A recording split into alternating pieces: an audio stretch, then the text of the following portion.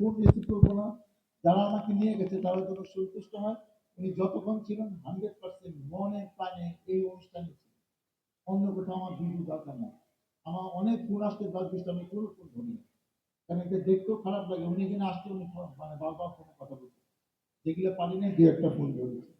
অতএব যারা সমাজের কাজ করতে চান, প্রতিষ্ঠিত হতে চান, বড় কিছু হতে চান, সমাজ সেবা করতে চান, এটা মাথায় রাখতে হবে। যেখানে যাবেন আপনাকে অনেক জায়গায় যেতে হবে, সেইখানে জন্য আপনি কোয়ালিটি টাইম দেন।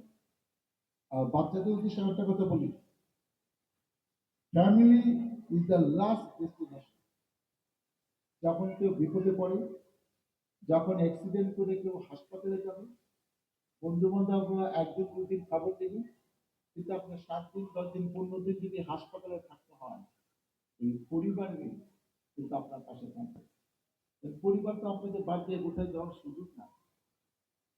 এবং অভিভাবকদের উদ্দেশ্যে বলি, child investment is the best investment. অনেকের কোটি কোটি টাকা ছিল, এই আমাদের আশুলিয়াতে অনেক মানুষের খবর দিলেন যাদের 200 বিঘা জমি ছিল, সন্তান মানুষ হয় নাই, ম্যাট্রিক পাস করেছে, 8 পাস করেছে, তাদের পুরো জমি নাই, এখন অনেক কষ্টে আছে। আপনার সন্তান মানুষ হলে নিজেই উপার্জন করবে, তার তো আপনাদের অত সয় সম্পত্তিও দরকার নেই। কিন্তু মানুষ না হলে আপনি যাই রেখে যান, এগুলা সব জলে চলে যাবে। সে বিক্রি করে করে চলবে, কারণ তার নিজের কোনো কামাই নাই। রাজার ধন থাকে না যদি আপনি এটা মিসইউজ করেন। তবে আপনাদের একটাই কাজ, সন্তান স্কুলে গেল কিনা, রাতে এসে 1-2 ঘন্টা পড়ছে কিনা, হোমওয়ার্ক করছে কিনা, এইটা খালি খবর নিয়ে। এবং এটা মায়েদেরই দায়িত্ব। বাবা এটা খবর নিতে পারবে না, যে ব্যবসা করে চাকরি করে, তাকে এই দায়িত্বটা দিলে হবে না।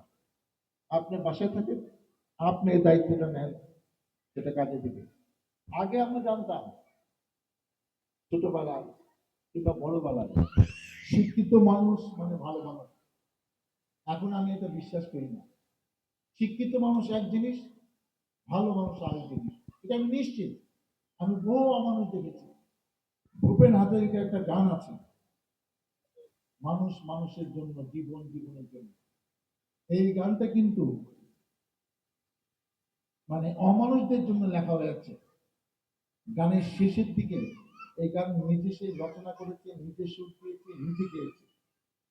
শেষের দিকে কয়েকটি গান আছে, মানুষ যদি সে না হয় মানুষ, দানব কখনো হয় না মানুষ। যদি দানব কখনো বা হয় মানুষ, লজ্জা কি তুমি পাবে না। সে অমানুষদের কথা বলেছে, এই সমাজে আছে, আপনারা অনেকে জানেন, আমি নাম বলতে চাই না। আর আমরা লেখাপড়া কেন করি? বিবেকটাকে জাগ্রত করার জন্য।